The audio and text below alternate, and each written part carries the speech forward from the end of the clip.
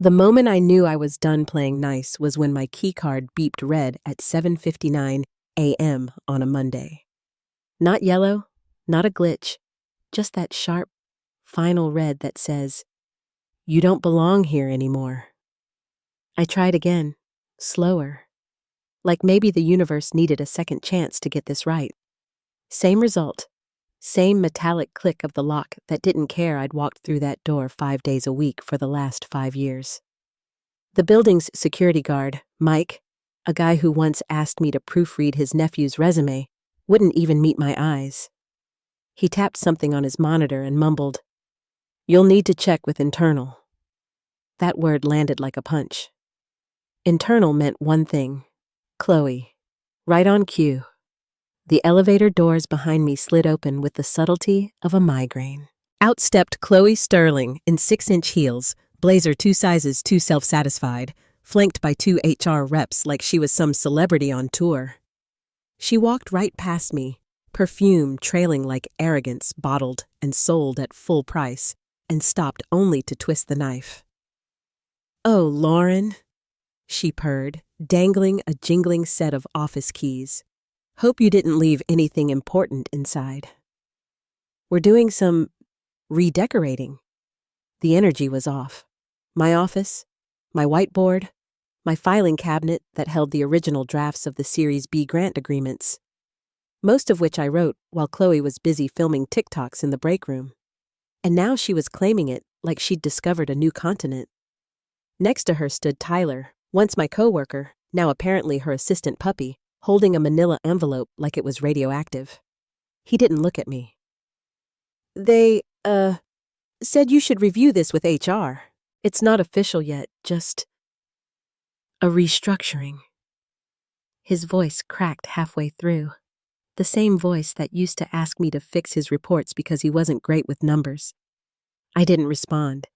I just looked at those keys in Chloe's hand, the same set I once used to lock up at midnight during launch week when she'd bailed for some wellness retreat.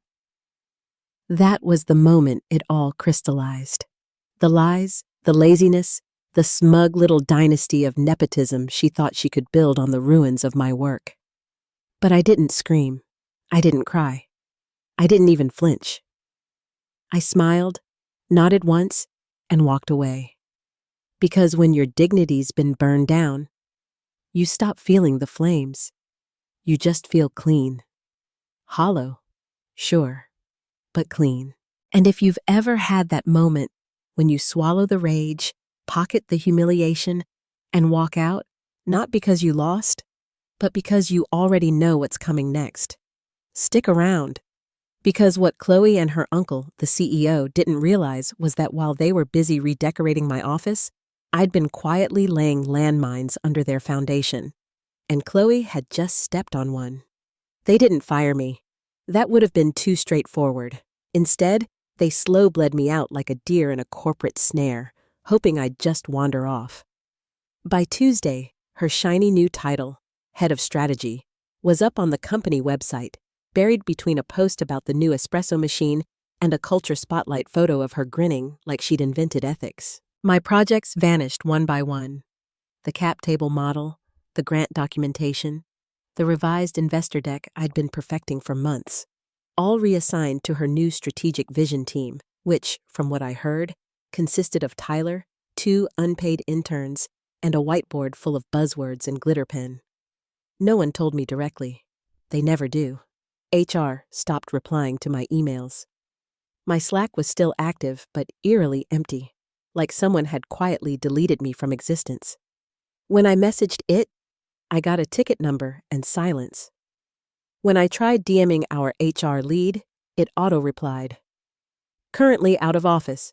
Please contact Chloe Sterling for urgent matters." I stared at that message for a long time. Still, I didn't confront anyone. Not Chloe, not the CEO, not Tyler, who once cried in the break room because I helped him rewrite a self-evaluation. I stayed quiet. The silence gave me space to remember, to plan. Because 2 months earlier, I had found something that changed everything. Late one night, I was sitting in that same office, a cold cup of green tea beside me, and the Series B grant agreement glowing on my second monitor. I'd been combing through clauses for leverage, something to shield my position. That's when I saw it. Clause 6.2, tucked inside a subsection about key officer space continuity. The language was dense, but the meaning was clear. If the designated officer occupying that suite, me, was removed, reassigned, or materially altered without board notice and legal review, the funding would be void, pending audit.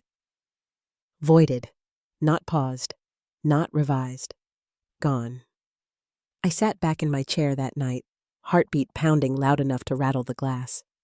Clause 6.2 wasn't a line of legal jargon. It was a tripwire. And the best part? No one else even realized it existed. I highlighted it, printed a hard copy, saved a time-stamped PDF, and emailed it to myself with the subject line, Continuity Clause, just in case. Then I locked the drawer, shut off the lights, and walked out. Now, standing outside the same building months later, watching Chloe parade around in my chair, using my budget, delegating my staff. It wasn't rage I felt anymore. It was precision. They hadn't stripped my power. They'd simply relocated it. And that clause, that tiny footnote buried beneath bureaucratic sludge, was the detonator. All I had to do was decide when to press the button. I made the call from my car, still parked in the lot like some corporate ghost haunting the loading dock. A half-eaten granola bar sat in the passenger seat, and my coffee had gone cold. I didn't even hesitate as I dialed. File it, I told Diane, my attorney. Occupancy violation. Include the keycard denial, the timestamp, and, let's call it her, unauthorized office takeover. Diane didn't ask questions. She just exhaled and said, "You know what this triggers, right?" I did. Clause 6.2 wasn't optional. It was legal concrete. The second they revoked my access to that suite, my designated executive space, they'd yanked the linchpin that held their Series B funding eligibility together. A $60 million round they'd already promised to investors. Diane filed it immediately. Digital copy, hard copy, and one direct to the investor legal team. That same afternoon, the CEO summoned a company-wide meeting. He stood in front of a Zoom backdrop featuring our latest product dashboard, trying to look composed. His tie was crooked, his smile thinner than printer paper, and for once, Chloe wasn't beside him. "I want to address some recent transitions," he began, voice sticky with the kind of fake warmth HR teaches in crisis management seminars. "This is all part of a temporary restructuring. Chloe will be stepping into a more visible role as we prepare for our next growth phase. Lauren remains a valued member of our leadership team." I watched from a cheap co-working pod I'd rented that morning. Bad coffee, worse carpet, and a desk that smelled faintly like microwave popcorn. But I had Wi-Fi, receipts, and, most importantly, time. Chloe's camera stayed off during the whole meeting, but her Slack messages lit up like a Christmas tree. She was in my old team channel, tagging engineers, linking decks she didn't write, flooding the feed with updates. I didn't respond. Later that evening, an email landed in my inbox from Elliot Gray, principal partner at Helix Capital, our lead investor. Subject: urgent clarification. Key officer, continuity compliance. The body was short, cold, and surgical. Dear Ms. Walsh, in preparation for Series B disbursement, we are confirming the continuity of Apex Dynamics' key leadership roles as outlined in the original grant agreement. Please confirm whether your position and designated suite remain consistent with our legal understanding as of contract signing. Regards, Elliot Gray, Principal Helix Capital. I reread it 3 times, not because I didn't understand it, because I wanted to savor it. That single email was the sound of a match being struck. But I didn't answer. Not yet. The old Lauren might have replied immediately, assuring Elliot everything was fine, that the office shuffle was just a minor internal adjustment. But that Lauren? She'd been locked out. The new one knew better, I'd already filed the violation, documented every timestamp, and created the silence that would drive them insane. Let them scramble. Let them sweat through investor calls, pretending they hadn't just amputated the legal limb their funding depended on. I wasn't lifting a finger. The irony of renting a co-working desk directly across the street from the company that threw me out wasn't lost on me. Petty? Maybe. Poetic? Absolutely. Same skyline, same coffee, just enough distance for plausible deniability, and just close enough to watch the implosion in real time. I picked a corner pod on the second floor of a startup hub that smelled like ambition and panic in equal measure. My desk came with a stained whiteboard calendar from the previous tenant. I didn't erase it. I didn't need a clean slate. I needed ammo. The moment my laptop booted, I fell into a rhythm I hadn't used since grad school. Head down, headphones in, focus like a scalpel. But this time, I wasn't writing code or decks. I was excavating truth, mining every Slack message, forwarded email, and per my last message breadcrumb I could find. I wanted a timeline. I wanted contradictions. I wanted Chloe's incompetence archived in a dozen file formats, ready to detonate. The first file I pulled was the new org chart Chloe had posted, titled Apex Vision 2.0, because of course it was. My name?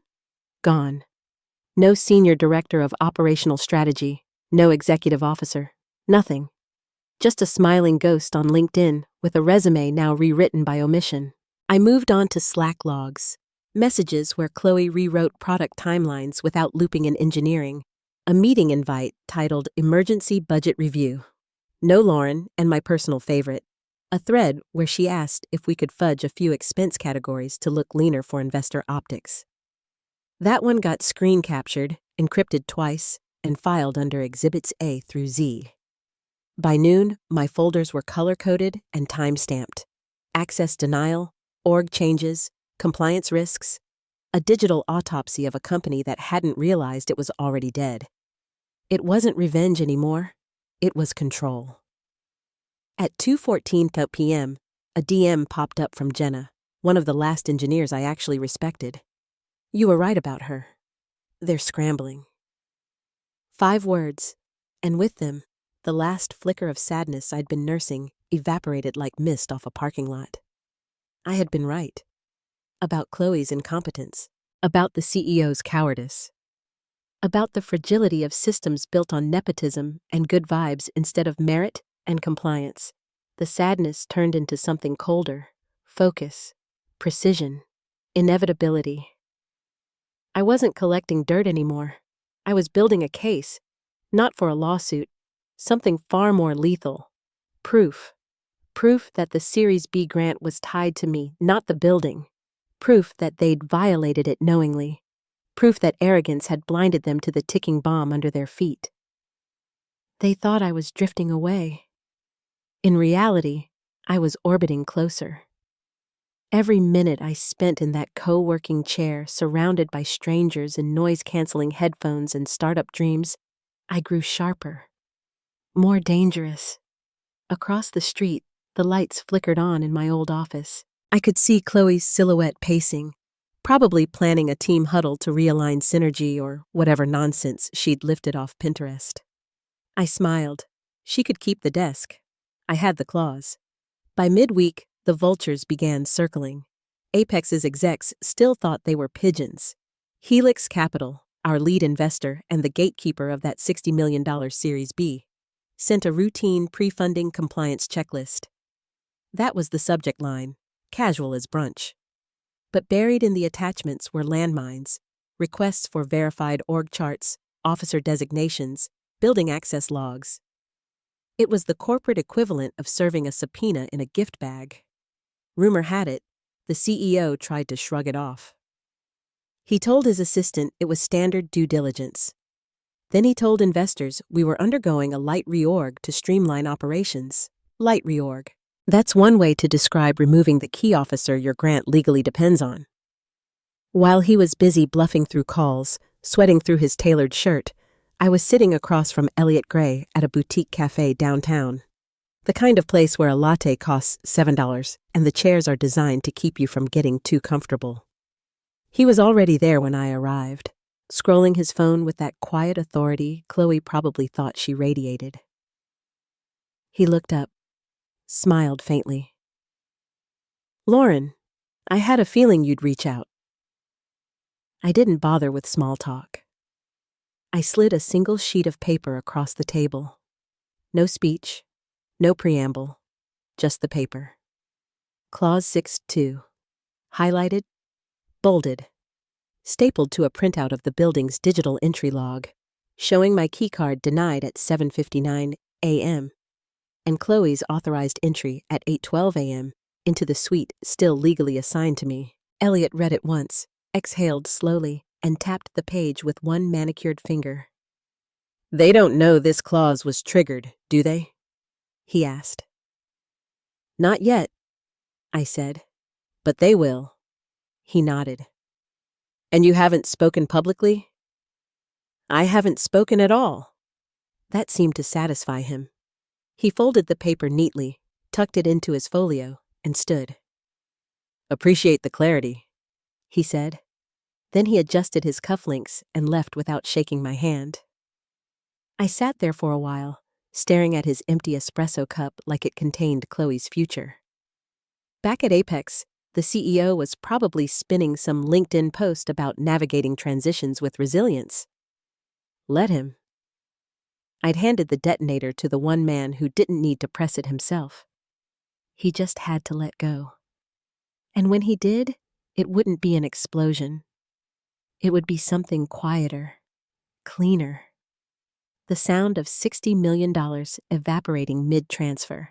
They got the email at 8:41 a.m. on Thursday. Subject line, Immediate Compliance Review. Helix Capital Series B Disbursement. 5 paragraphs, 3 flagged action items, and 1 devastating sentence. We are pausing the Series B funding pending review of Clause 6.2. Key officer continuity. From what I heard later, the CEO read it 3 times before his brain caught up.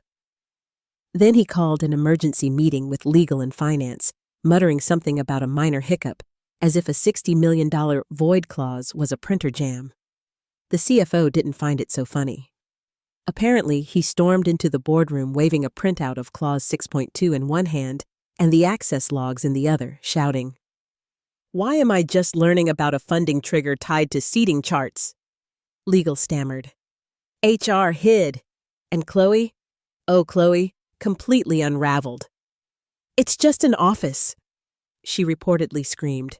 "I can move back. I don't even like the view." She shoved a chair across the room.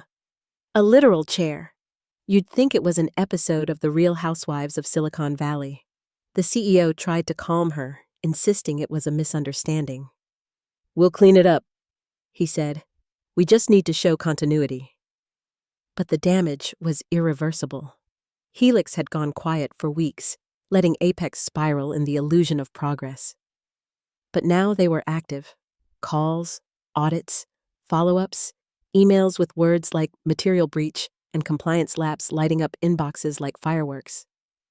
Meanwhile, I sat 2 floors up in my co-working space, sipping burnt chai and watching their building through a window streaked with rain. From that distance, their glass conference room looked like a fish tank full of panicking executives. Jenna kept feeding me play-by-plays from inside. "They're in full meltdown," she texted. "CEO's losing it. Chloe's crying." I didn't smile, didn't gloat, didn't even feel triumphant. Just still. Because when you've already burned, there's nothing left to ignite. My name started popping up in internal Slack threads again. People were asking where I'd gone, if I was okay, if someone had replaced me on compliance. No one had, of course. Because you can't replace the person whose name anchors your legal existence. Some even floated a theory that I'd been poached by a competitor and sabotaged the office on my way out. Cute theory. Not true, but I wasn't about to correct them. The truth was quieter. I hadn't sabotaged anything. I'd simply followed the rules they'd signed, the ones I'd written, the ones they never cared to read. They broke it all by themselves. Let them panic. Let them hunt for me in inboxes, in badge logs, in deleted folders. They were looking in the wrong place. Because I wasn't in the office anymore. I was the office. The clause, the continuity, the legal key their funding hinged on. And they had thrown me out like expired yogurt. By Friday morning, I was done waiting. At 8:30 sharp, I hit send. No subject line in all caps, no dramatic phrasing. Just a simple email to Elliot Gray. Affidavit, Clause 622 incident attached. The PDF was notarized the night before at a UPS store by a clerk who didn't even glance at the contents before stamping it. She just said, "Good luck," and handed it back, unknowingly sealing their fate. Inside, the document laid out every fact in calm, surgical language. I had not voluntarily vacated my designated executive suite. My access had been revoked without notice or board review. My title had been removed from internal documentation. My responsibilities had been redistributed to a non-officer, Ms. Chloe Sterling, whose occupation of the suite constituted a direct breach of Clause 6.2. And then, the final nail, a 37-second Slack recording, MP4 format. Chloe's voice, bright and smug. Honestly, taking Lauren's kingdom was the move. No offense, but she had main character energy with NPC charisma. I'm the face now. Laughter followed. Tyler's, too loud, too fake. I attached it, hit send, and closed my laptop. Within 20 minutes, Elliot replied. Received, acknowledged. We'll be in contact shortly. No thank you, no sympathy. Just acknowledgement. And that was all I needed. The record existed. The fuse was lit. By 9:00 a.m., I stepped out onto the co-working balcony with my tea. The city hummed beneath me, unaware that one building across the street had just lost its lifeline. Everything tasted like champagne. I could almost picture it. The boardroom 3 floors down, blinds half drawn, the air thick with dread. Legal blinking at the affidavit like it had been summoned from the afterlife. The CFO shouting, "When did this get notarized?" And HR pretending they'd never seen the Slack clip, even though half the company had reacted to it with emojis. And Chloe, manicured fingers tapping a glass desk, rereading her own words over and over. I'm the face now.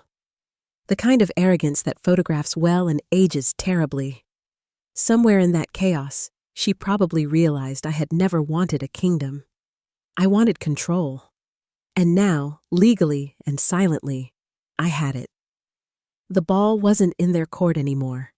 It was sitting on the investor's desk beside a steaming espresso and a stack of revised term sheets, one of which, very soon, would no longer have the CEO's name on it. At exactly 9:01 a.m., the call came. According to Jenna, who was in the room accidentally fixing a projector, everyone froze when the assistant announced Helix Capital on line 1. No one breathed. The intern pouring cold brew actually stopped mid-pour. The speaker crackled. Elliot Gray's voice came through calm, surgical, almost gentle, like a man reading final rites. Per our contractual review, he said, we've confirmed a breach of Clause 6.2, key officer continuity, resulting from the reassignment of the executive suite previously occupied by Lauren Hayes. Silence. You could almost hear the blood drain from their faces. He continued, unfazed. As of Monday, Ms. Hayes's keycard access was revoked. Her office was reassigned without board approval or legal notice. The replacement occupant, Ms. Chloe Sterling, is not listed as a designated officer under the Series B grant agreement. Then came the pause. The kind of pause that signals doom. So, to clarify, Elliot said softly, your niece just voided the $60 million grant by occupying the key officer suite. Correct? There was a beat of silence so long, Jenna said she heard the clock ticking. Then, the CEO's voice, thin, breaking. We were under the impression the clause wasn't active. We believed. He didn't finish. Elliot's legal counsel, clearly waiting for the cue, cut in like a blade. Clause 6.2 was flagged during redline review as essential to funding continuity. It is active, it is enforceable, and it has been breached. That's when Chloe snapped. "This is ridiculous!" she yelled. "I didn't mean to void anything. It's just an office. Tell them I'll move back. I'll move back right now." The CFO slammed a hand on the table. "You can't unbreach a grant clause, Chloe." But she wasn't listening. "She did this on purpose," she shrieked. "Lauren set me up!" And buried somewhere in that tantrum was the truest sentence she'd ever spoken. Back on the call, Elliot exhaled. Effective immediately, Helix Capital is placing the Series B disbursement on indefinite hold pending full legal audit. You'll receive formal notice by end of day. Click. Call ended. According to Jenna, nobody spoke for nearly a minute. The CEO rubbed his temples like maybe pressure could erase contracts. Legal stared at the paper. The CFO whispered to himself, "We're done. We're so done." Chloe was still ranting into the void, voice cracking between outrage and panic. And me? I was sitting at the same downtown cafe where I'd handed Elliot that single sheet of paper days earlier, sipping jasmine tea and watching my inbox light up with the aftershocks. I didn't post about it, didn't brag, didn't even smile. Because when revenge is done right, silence is louder than any speech. And mine was deafening. 3 days later, I was signing my name in blue ink at the bottom of 6 crisp incorporation documents. 6 copies, each one stamped Lauren Hayes, founder and CEO. No interim, no acting, no niece with a decorative title haunting the hallway. The pen felt heavy in my hand, not burdensome, just real. The office was on the 12th floor of a building across town. Exposed brick, tall windows. No beanbags, no Innovate murals. Just light, space, and a keycard that beeped green. The nameplate on the door already read, Hayes Strategic Systems. Simple, clean, mine. Helix had backed the new venture, not with empty buzzwords or culture slogans, but with something far more valuable, trust. Real funding, real control, real autonomy. Elliot didn't ask for blood this time, just results. The spin-out would carry over the intellectual property I'd built at Apex, the architecture, the compliance framework, the automation stack. All of it had my fingerprints on it anyway. Chloe could keep her Canva decks and her brand vision. I had the code base, the documentation, and now the equity to match. They let me choose my own team. The first person I called was Jenna. She didn't hesitate. "Tell me where and when," she said. Then 2 engineers who'd quietly messaged me after the meltdown. Both of them tired of chaos and craving competence. They said yes before I even finished the offer. Within 48 hours, we had laptops humming, Slack channels live, and our logo projected on the wall like a flag reclaiming territory. The press release hit that same afternoon. Former Apex executive launches AI governance venture, backed by Helix Capital. The media ate it up. The narrative practically wrote itself. Clean break, smart pivot, female founder with receipts. Headlines called it the quietest coup in startup history. That night, my phone buzzed. The caller ID read, Apex CEO. I let it ring. No voicemail, no follow-up. There was nothing left for him to say. A week later, Elliot visited the new office. He walked through the door, no assistant, no entourage, just a half smile and his usual quiet composure. "Feels right," he said, glancing around at the half-unpacked boxes and humming servers. "Better acoustics," I replied, setting down my mug. "No screaming in this one." He smirked, the faintest flicker of amusement, and handed me a fresh contract. Our new agreement. "Tighter terms," he said. No surprises this time. I skimmed each page carefully, reading every clause like scripture. No hidden traps, no legal landmines, just clarity. When I reached the final page, Elliot spoke again. No theatrics, no preamble. "Next time," he said, "we start with your name on the term sheet." I signed. No applause, no speeches. Just the soft sound of pen on paper and the quiet hum of a company being born on my terms. It didn't feel like revenge anymore. It felt like evolution. A reclamation. Proof that leverage isn't about shouting the loudest or burning everything down. It's about knowing when to stay silent, when to step back, and when to let the system collapse under its own arrogance. For months, I'd been the invisible backbone of Apex, the one who fixed the workflows, who caught the compliance gaps, who made sure the funding machine didn't choke on its own paperwork. I was the ghost in their machine. But now, for the first time, my name wasn't buried in the footnotes. It was carved on the door. Some nights, I still think about that first red flash on the keycard reader, the sound that told me my chapter there was over. At the time, it felt like humiliation. Now, I realize it was liberation disguised as rejection. Every locked door just rerouted me to the one I was meant to build myself.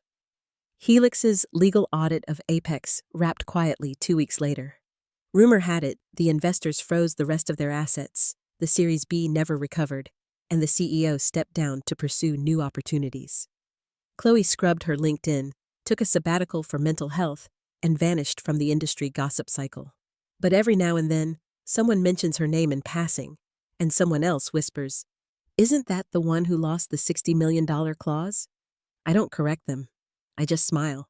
Because in the end, all I ever wanted was fairness, not fame. And sometimes, the universe hands you both, wrapped in a legal clause and delivered with perfect timing. So here's to the ones underestimated, overworked, and quietly plotting their way out. The ones who turn a locked door into leverage. The ones who wait, not out of fear, but strategy. Because when it's done right, silence isn't surrender. It's checkmate. Appreciate you sticking around, you legends of the break room. Subscribe for more chaos. Let's make your old manager spill their coffee in fear.